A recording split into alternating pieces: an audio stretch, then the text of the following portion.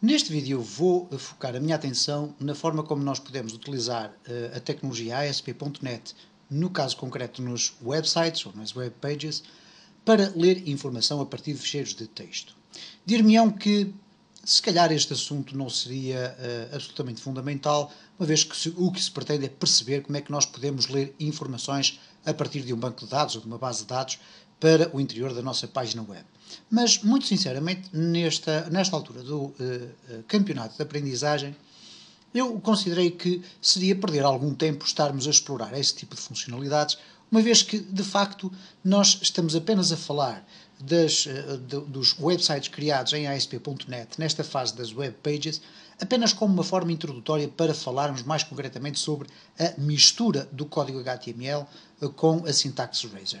E estarmos a perder tempo neste momento a falar sobre acesso a banco de dados, quando depois iremos debruçar-nos muito sobre isso, quando falarmos sobre Web Forms e principalmente em ASP.NET MVC, Model View Controller, aí sim é de todo interessante falar sobre o acesso à base de dados. Eu ainda assim achei por bem que seria conveniente falarmos sobre a forma como nós podemos facilmente ler ficheiros de texto e apresentar essa informação na nossa página web. Vamos então explicar de uma forma muito sintética como é que nós podemos ler informação a partir de ficheiros de texto. Dir-me-ão ficheiros de texto de que género? Bom, nós podemos utilizar diferentes tipos de ficheiros de texto para conter informação que fica guardada no nosso servidor.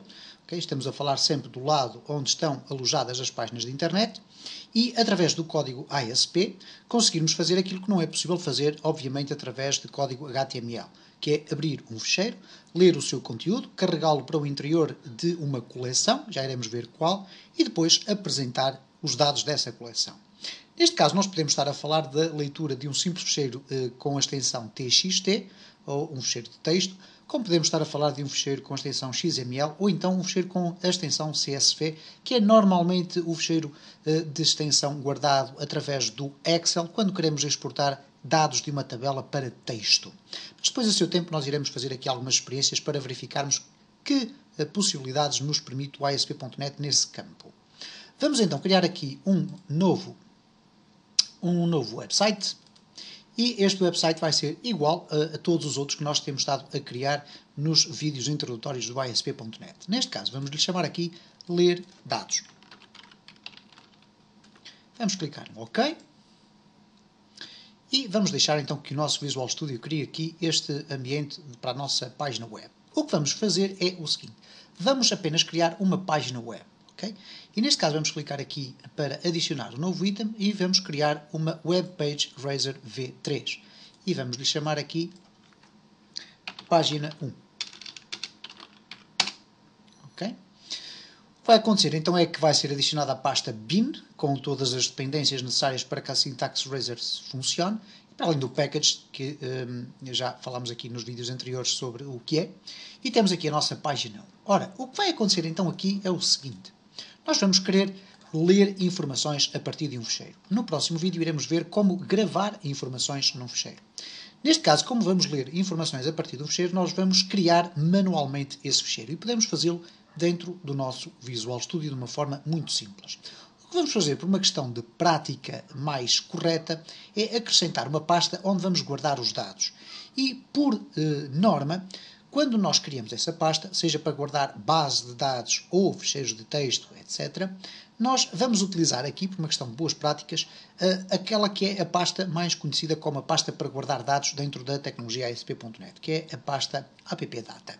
E para isso, se repararmos, nós vamos clicar com o botão direito do rato sobre Ler Dados e vamos ter aqui a opção de Add e depois New Folder. Mas imediatamente por baixo do Add New Folder, nós temos ASP.NET Folder, isto é, adicionar uma pasta específica da ASP.NET. Ora, deixem-me explicar qual é a diferença genérica entre isto e esta. Bom, de facto, esta aqui cria uma nova pasta, à qual depois podemos atribuir o nome que quisermos. Ela fica exatamente criada e logo editável o seu nome. Neste caso concreto, quando selecionamos esta opção, apenas vamos dar de imediato um nome à pasta que estamos a criar. E, por conseguinte, se nós verificarmos aqui, temos aqui o app_data. E quando vamos clicar aqui, reparem o que é que vai acontecer, automaticamente a pasta vai ser criada. O que eu vou fazer agora é uma coisa muito simples. Vou criar dentro desta pasta um ficheiro de texto. Okay? E para isso vou clicar aqui, selecionando esta pasta, clicar com o botão direito do rato e fazer aqui um Add New Item. E qual é o item que eu vou adicionar? É, de facto, um ficheiro de texto. Neste caso temos aqui uma text file. Cá está o ficheiro de texto, ao qual eu vou chamar dados. O ficheiro vai ficar automaticamente aqui disponível para edição. Eu vou colocar aqui 4 ou 5 nomes. João, Carlos, Ana, Beatriz e Ricardo. Okay? Vamos guardar estes dados e vamos ver quão simples é chegar a esta informação que aqui está guardada. Voltamos à nossa página web e vamos colocar aqui um H3, dados registados no ficheiro de texto. Okay? E o que nós vamos colocar aqui é a sintaxe de Razor, que vai permitir ler o conteúdo do ficheiro. Ora, neste caso, o que nós vamos primeiro ter que fazer é verificar como é que nós vamos buscar a informação. Como é que vamos definir a localização do texto, ou neste caso do ficheiro de texto. E para isso vamos colocar aqui um var, ou podemos simplesmente colocar aqui uma string. Vamos experimentar com string, ficheiro, e aqui estamos a falar da localização do ficheiro, vai ser igual a quê? E nós vamos fazer o seguinte, server.path, o map path neste caso, e o que vamos colocar aqui dentro vai ser uma string. Okay? E como podem verificar aqui, o map path é do tipo string. Nós poderemos colocar sempre string aqui atrás, ou poderemos colocar var, que é o termo genérico para definir um valor de qualquer tipo de objeto. Mas vamos utilizar aqui o string, ficheiro é igual a server.mapPath. E o mapPath vai buscar exatamente o quê? Vai buscar a raiz do nosso website, ok? O que quer dizer que a partir daqui nós podemos definir qual é a subpasta onde se encontra o nosso ficheiro. Neste caso vamos colocar o til, um espaço para que fique útil, uma barra e vamos definir appdata. app_data. Depois vamos colocar outra barra e vamos definir dados.txt. Ok? Temos definida então a localização do nosso ficheiro. O que vamos fazer em seguida é pedir para que o ficheiro seja carregado. Isto é, a informação do ficheiro seja carregada. Ora, nós temos várias formas de o fazer, ou algumas formas. Vamos ser mais concretos dessa forma. Eu vou carregar as informações do meu ficheiro para uma coleção. E a coleção que eu vou utilizar é um simples array. Eu tenho duas formas de definir o array, no caso concreto, neste método, ou neste ambiente do ASP.NET. Eu posso simplesmente colocar array, ok? E reparem que array é um tipo, ok? It's a type which is not valid in a given context, não é válido em determinados contextos, mas se eu disser aqui array dados é igual, e agora reparem o que é que eu vou fazer. Eu vou utilizar uma classe chamada file, okay, que é uma classe que pertence ao ambiente system.input/output, e este file vai conter um conjunto vasto de métodos, nomeadamente a possibilidade de verificação se existe o ficheiro, de apagá-lo, de encriptar, de criar, etc. Mas se nós formos aqui ao fundo, nós vamos ter aqui a possibilidade de ter um read. Okay? Temos aqui read lines, read all text, read all lines, read all bytes. O que eu vou fazer agora é escolher a opção read all lines. E se repararmos aqui para a assinatura deste método, ele indica que existe aqui um parâmetro que é necessário passar, que é exatamente o caminho do ficheiro, daí termos definido o caminho do ficheiro na linha de cima, e vai devolver ao sistema um array do tipo string. O que significa que se eu colocar read all lines e depois em parênteses ficheiro, e obviamente que eu poderia definir aqui dentro dos parênteses todo este conjunto de código que aqui está, e assim deixaria de ter necessidade de ter esta frase aqui no topo, mas de qualquer das formas serve assim para nós podermos ter o código um bocadinho mais legível. Claro que eu posso carregar para um array, mas posso carregar para um array de strings, porque eu sei que o que vai ser devolvido é um array de strings. E nesta circunstância, dados será um array de strings que irá carregar todas as linhas, read all lines, para o seu interior. O que vai fazer então é vai separar cada uma das linhas e vai atribuir um índice diferente a cada uma dessas linhas. E por conseguinte, quando for construído aqui dados, o que vai acontecer é que a linha 1, que contém neste caso o nome João, vai passar a ser dados de índice igual a 0. A linha 2 vai passar a ser dados de índice igual a 1, Ana igual a 2, Beatriz igual a 3 e Ricardo igual a 4. Ora, vamos então carregar estes dados, já estão aqui carregados, vamos testar esta página para ver se existe algum problema com esta informação. Vamos aqui testar, ok, vamos verificar aqui e cá está, dados registados no ficheiro de texto e ainda não temos nenhuma apresentação, mas não há qualquer problema com a nossa página. Vamos então agora fazer aqui o mecanismo de apresentação dos dados guardados aqui dentro deste array. E para isso nós podemos, por exemplo, fazer uma iteração, criar um ciclo for each string, por cada string item in dados, por cada item que existe dentro da coleção dados, que é um array, o que nós vamos fazer é criar um parágrafo e vamos colocar aqui simplesmente item. Okay? Nunca esquecer de utilizar então o @ ou o arroba, como lhe queiram chamar, porque é ele que vai determinar que no interior do código HTML nós vamos inserir dados de código C#, neste caso através da Syntax Razor.